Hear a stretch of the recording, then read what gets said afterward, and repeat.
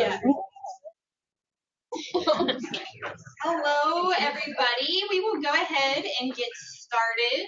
My name is Dr. Brandy Slider-Weekly. I'm really excited to have all of you guys here for our panel discussion on looking at Appalachia. A nice crowd here, so that's great. I am an adjunct in the College of Education and Human Services, and I study Appalachian culture and how culture intersects with our education system and what that means for students and schools and how we can best support students as they move through the education system. So what we're going to do today is the panel has responded to a series of questions. So we will have the panelists introduce themselves first. And then we're going to treat this as sort of a conversation. So we want you guys to engage with us as we go through this. So what we'll do, the panelists responded to four questions. So we'll let them each answer the question and then ask you guys to engage with us. So as they're speaking, think of questions or comments that you have so that we can all talk about this together and what this means. So we're very excited to have Roger May with us, who's the artist who conceptualized and curated this project. So I will do you guys want to do introductions first and then let Roger talk about the project? Sure. So we'll have folks introduce themselves, and then we'll let Roger talk about the project, and then we will get started with our questions, okay? We'll let you go first. Thanks for coming out and for having me here this afternoon. My name is Roger May. I'm a Mingo County native. I was born on the Kentucky side of the Tug River, so I joke and say that I claim dual citizenship. I just recently moved back from North Carolina. I was in North Carolina for 16 years in local government, and just took a job as the director of the Appalachian South Folk Life Center in Pipestem, West Virginia, in Summers County. So I've been on the job there for 9 days. But I went the very first day that I could to get my West Virginia driver's license. Glad to be back home. Again, thanks for coming out, and thanks to the other guests on the panel. My name is Rosemary Hathaway. I'm on the faculty in the English department here at WVU, where I teach American literature and folklore. My name is Emily Corio, and I teach journalism classes at the Reed College of Media here at West Virginia University.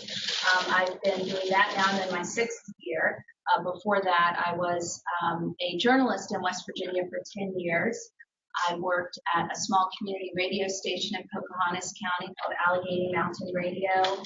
And then I went to West Virginia Public Broadcasting, which brought me to Morgantown, and pretty much worked there for 8 years, various roles, reporter, producer, assistant news director, before I came here to teach journalism. I'm happy to be here.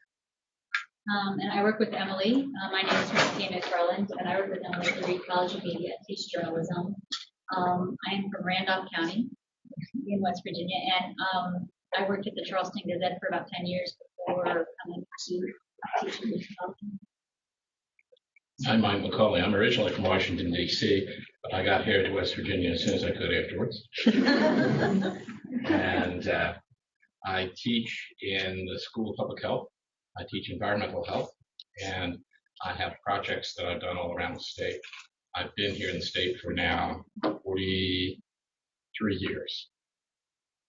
I'm Ken Phones-Wolf, Stuart and Joyce Robbins Chair in the History Department. I'm also from Washington, D.C., but it took me a little longer to get here. I'm in my third different career since coming to West Virginia 27 years ago. I worked in the library for about a year and a half, and then was a labor educator for 9 years through the Extension Service, and since 2000 have been a member of the History Department. I teach West Virginia and Appalachian history, as well as labor and social history. We're really excited to have such a diverse panel here. I think it's going to be really nice to hear different perspectives from how your work has intersected with Appalachia and how it's defined in the media. It's going to be really nice, I think. So I'll let you talk a little bit about Appalachia and then how you conceptualized it for the project. Does everybody in here know what Appalachia is? A lot of times people don't. So I'll let you talk a little bit. Appalachia. Same place. So I'm still, I still have to rein my view in a bit because being born and raised in the sort of the heart of Central Appalachia, that's usually still my default context for Appalachian. But Binghamton, New York, all the way down to Birmingham, Alabama, and beyond over into Mississippi is still part of the Appalachian Regional Commission's defined area of Appalachia. So the idea for this project came in February of 2014, so three years ago now. I wondered if any other photographer or documentarian was going to be doing a project whereby they were going to try to mark the 50th anniversary of the Declaration of the War on Poverty. And I checked around a bit and asked a few friends and didn't see anything or anyone that was sort of heading in that direction. So, excuse me, I just put a note out on Instagram of the Appalachian Regional Commission's map and said, hey, I'm thinking about doing this project. I'd like to crowdsource it. If you would be interested in being a part of it, please let me know. And straight away there was quite a response I'm still surprised by a single Instagram post that the project has evolved into what it's become. And I think it speaks to the desire for folks to get involved in reshaping and reimagining a place that they've always been shown looks one particular way and is a particular way.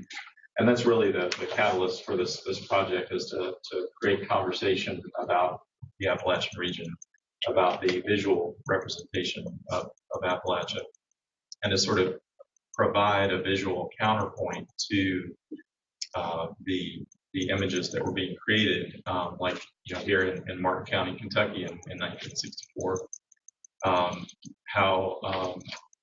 how those images, whether intentional or not, through the dissemination of Life magazine and other publications at the time, sort of created this visual definition of a region and of a people. And that's not to say that these situations and these places and people didn't exist. However, it was a very narrow perspective and very little context provided with that. So we hope that this project would somehow counter that in a way, not to explain it away or to raise our fist and shake our fist in anger that this is how the region was portrayed, but rather take a more nuanced approach, a slower approach, and a more inclusive approach to have folks who are photographers, who are hobbyist photographers, who are cell phone photographers, and so on, contribute work to this project so that we can have a much more sort of a rich blend of eyes. Great. So we also asked each of the panelists to choose photos that sort of spoke to them or were important to them for some reason. So as you guys go through your responses, please draw on your photos, and Alyssa will flip to them so the crowd can see what you're talking about. So we will go ahead and get started with our first question. Our first question, as a result of the war on poverty and the photo project that it was coupled with, like Roger said, poverty has sort of become the dominant narrative on Appalachia. And when people hear that, they think poverty. When they hear Appalachia, they think poverty, or little hayseed farmers with a corncob pipe and a straw hat. So how has the dominant narrative of Appalachia as a region sort of poverty shaped the work in your fields and in your own work particularly? You want to start, Rosemary? Sure. As a folklorist, I think I'm always fascinated by narratives, and not just narratives in the in the traditional sense that comes to mind when people think about folklore as, legends and myths and folk tales and that sort of thing, but also in terms of larger cultural narratives, the stories that we tell ourselves and others about who we are and where we're from. And so and I'm also really interested in the ways people use those narratives to kind of delineate and to sort of tease out what the boundaries between different cultural groups are. And I think what's always fascinated me about West Virginia and Appalachia more broadly is that it's a really good illustration of a concept in folklore that we talk about that's referred to as differential identity, or some other people might talk about it as the esoteric-exoteric dynamic. And this is this idea that any cultural group is not created in isolation, right? It's not created, its identity is not created in a vacuum. It's a product both of what the group thinks about itself and what it wants to express about itself, but it also is often a response to what it's aware of what outsiders think about their group, and that often those sorts of cultural expressions and folklore is a kind of response to outsiders' perceptions. And I think that's particularly evident in a lot of Appalachian folklore, particularly since this era, when I think there's been a real effort to kind of talk back to these stereotypes and these images. So I think, a lot of the images in the exhibit really show us that effort to kind of take apart that previous image. I don't know, is this where you want us to talk about particular images? So I guess for me, the image 8, one of Roger's own pictures from Pipestem in Summers County, West Virginia.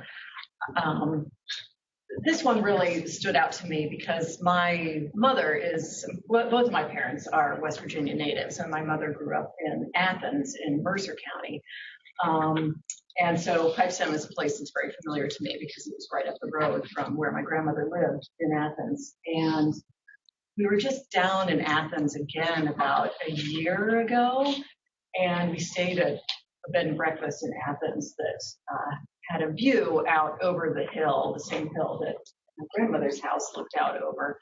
And when we got up in the morning, my mother was looking out the window over this view, and she started naming all the mountains, right, from the one closest further back.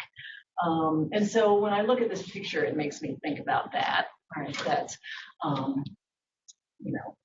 to an outsider, there's a bunch of hills, right? But to somebody who's from this place, they can name every one of those ranges, and it has a very particular meaning to them. And, I sort of think about this along with the image that's right after this, the image 9. And also very close to where my mother grew up in a town I've spent some time in. And to me, again, it's for me, it's sort of a nostalgia kick, right? I look at this and these men seem very familiar to me. This picture seems, this place seems very familiar. It also, and I think this kind of gets at, also sort of problematic about it, it could be taken any time, right, within the last, 30, 40 years, right? The only real indication we have of the date is maybe the guy's glasses, right? And some of the things, the objects in the background. And I think about that then in connection to the next one, which is 10. What Alyssa and I have been referring to as hipster bike guy.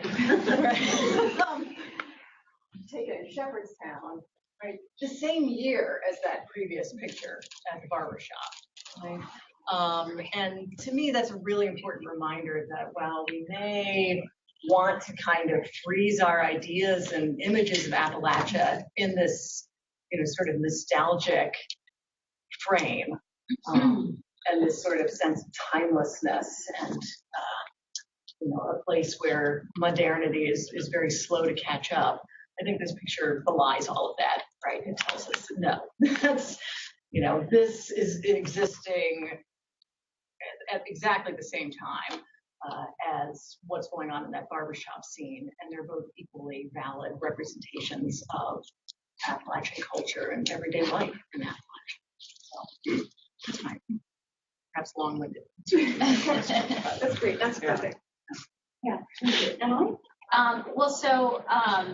To the question, how has this dominant narrative of poverty shaped the work in your field, which I would say is media, and my own work. And so I'll begin by saying that I think in outside media, it's had a negative effect, right, of actually perpetuating the stereotype. And I think we see that, and I think that's, the impetus really for the project is that these the outside influences have continued to perpetuate this dominant narrative, and so that's the negative answer, the negative part of my answer to this question. But the positive part is that I think that in my own experience as a reporter in West Virginia, it did not define how I approached every story at all. I mean, I certainly did economic stories as a reporter in West Virginia, but it wasn't with that in mind,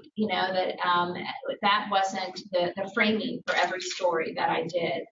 So I think that when you live here and you report from here, that you get to know the place on a much more complex level, and there are layers to your story and there's richness to your story. So I think that that the media within Appalachia does do a good job of not continuing the stereotypes associated with this narrative that we're speaking about, poverty.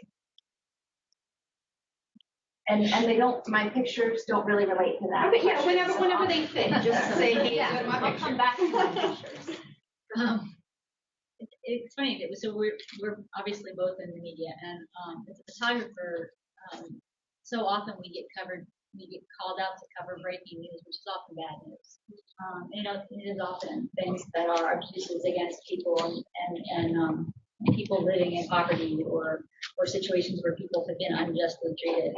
So I'm looking at this and I'm thinking, I grew up in Randolph County, and I grew up in a middle class family where for the longest time I was unaware of the stereotypes because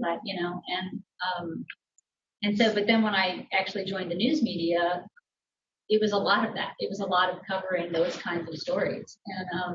And so, it has affected, I think you, as a photographer, you do both things. You cover the bad news stories, but you also go out to cover feature things and investments people are making in communities.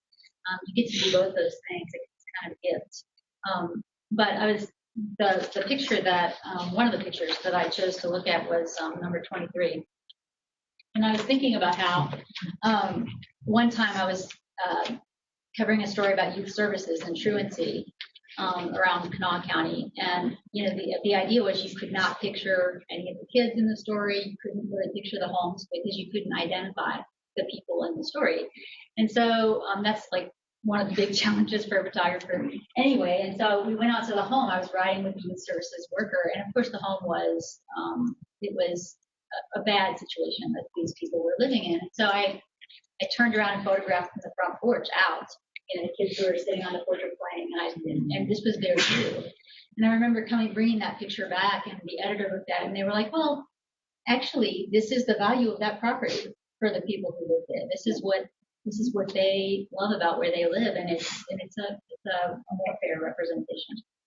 And so I'm looking at this thinking, right, like we grow up thinking this is how everybody grows up, with this much land and this much beauty all around us. It is actually one of the great things that we take for granted.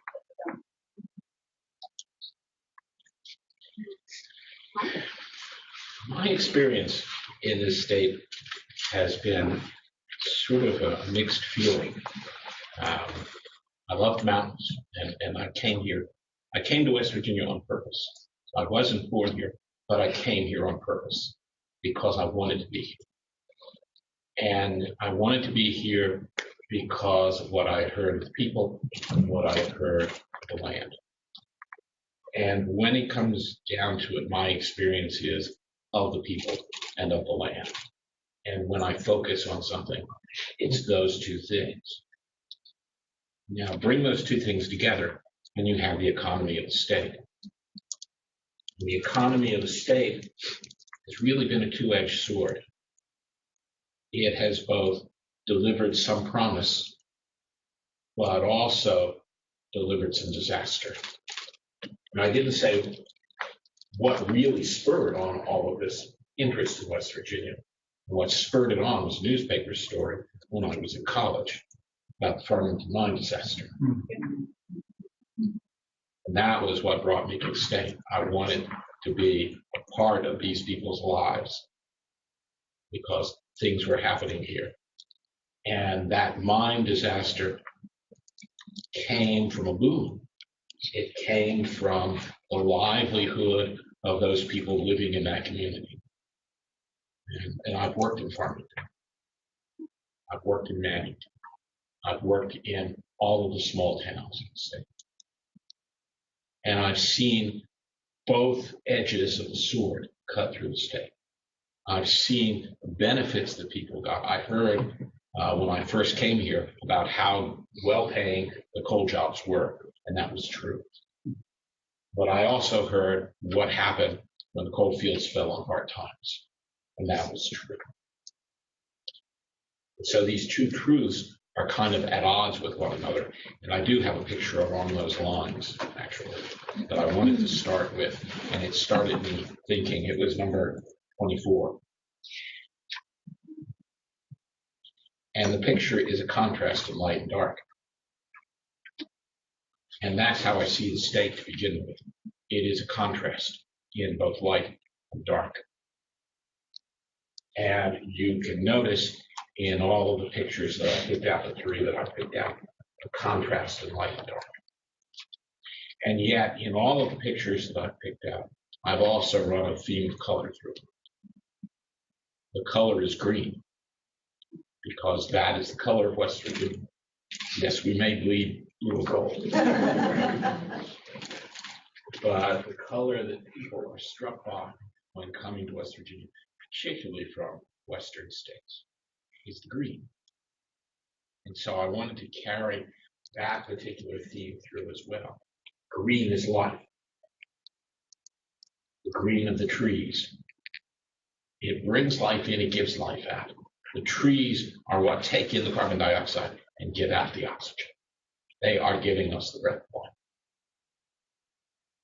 And it's the same way with the economy.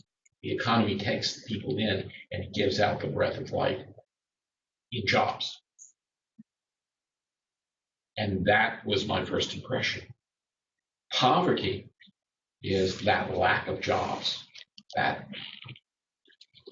uncertainty about if the next paycheck will come and when the next paycheck will come, and trying to get through in between. And people in West Virginia are survivors. They have survived since the beginning of the country. They came here to the hardest of the lands, and they survived. They hunkered in, they hunkered down. They built their communities around themselves. And people have said, well, the people in southern West Virginia are very insular. They became insular to survive. They needed to have that strength of community. And that strength of community seems like a wall to everybody else because it's knowledge of one another. My wife was struck by the fact that never having lived in a small town before, when she came to West Virginia, people, she said, could tell her what she was going to have for lunch before she decided what she was having.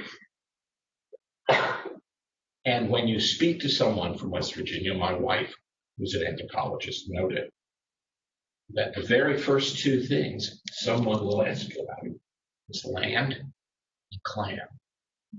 Where are you from and who do you know? because that's what binds the state, the people of the state together, the land, the families. That was beautifully poetic, my friend. Ken, you're up. You're going to have to grapple with the fact that you just made Marshall the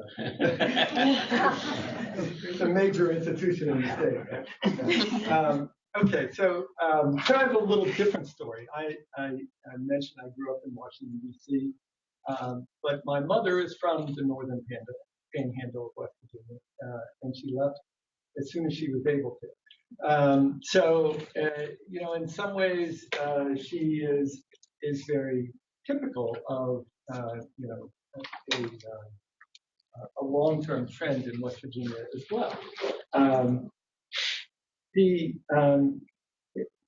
interesting part of this question is, for me, is the War on Poverty photo project, and there's some great ones that Alyssa showed you at the beginning, Lyndon Johnson and so on and so forth.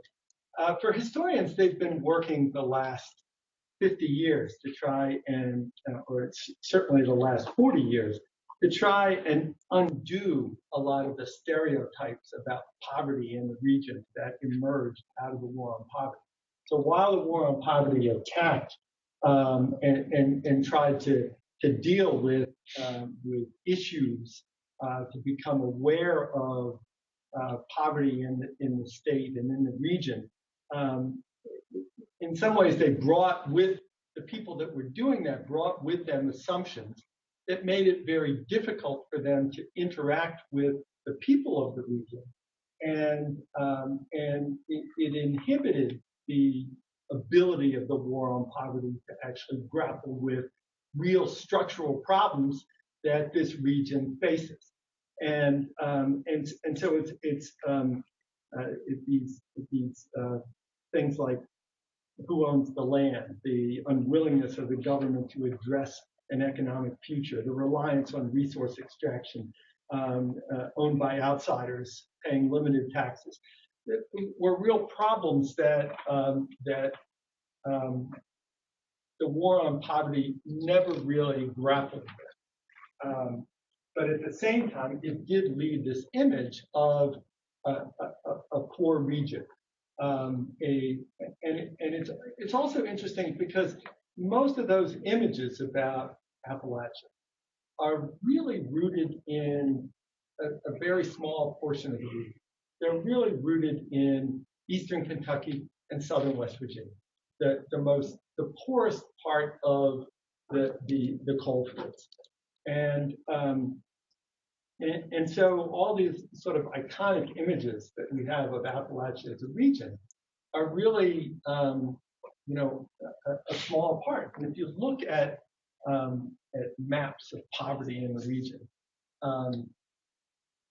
those images come from those places if you can show the whole region, the images come from mostly from eastern Kentucky and West Virginia.